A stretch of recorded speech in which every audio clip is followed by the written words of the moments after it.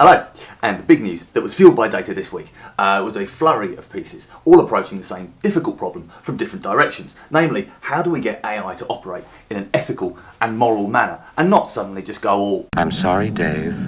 I'm afraid I can't do that. It's really the only question that matters when it comes to AI, because there's not a lot of point us going to all this trouble and expense if all we're going to end up with is a fridge that can leave its own passive-aggressive notes when you steal its food. There are plenty of things that we wish we could uninvent. But when it comes to AI, we've actually had a massively long run-in. It's not like it's just appeared from nowhere. There's been lots of public discourse. There's been all of science fiction. We know what we're getting into. The thing is, we know collectively very little about how to do it right. Or if you're like Elon Musk, who was dissing Mark Zuckerberg this week, our understanding is limited. We just don't know yet how to build in these safeguards, or more importantly, we don't know who'll keep them safe once we do.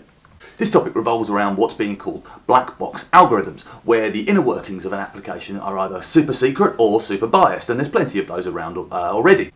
As Joanna Bryson recently laid out in a brilliant blog post, there are three main ways in which AI can become biased. You have human bias, you have bad AI training, and of course, evil programmers. But even though we know this, we're still a bit stumped about how to avoid it. On the plus side, everyone is becoming a lot more interested. One common idea is that government needs to hold more of a regulatory oversight role, as it already does in things like architecture or medicine.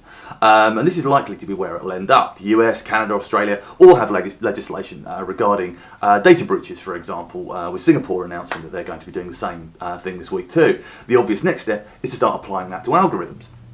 Meanwhile, civil liberties groups like the ACLU in the US have announced that they're going to get into the game, recognising that AI has huge potential to completely mess around with both human and civil rights.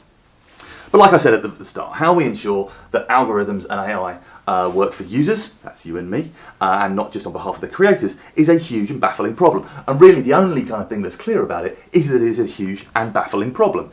Mainly because, as human beings, we've still not yet learned how to not act like total morons, or to make horrible, horrible decisions. How exactly are we going to teach the robots to do any better? See ya.